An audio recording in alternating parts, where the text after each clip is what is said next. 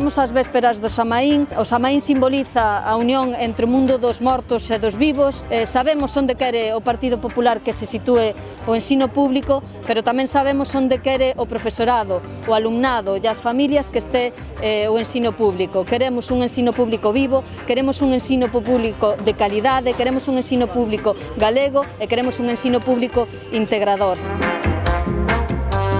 Queremos darlle a volta á Consellería de Educación porque o que lle estamos pedindo á Consellería é que dé a volta nas súas políticas educativas. Ten que poñerse do lado do profesorado, ten que deixar de invertir en empresas privadas e invertir no público.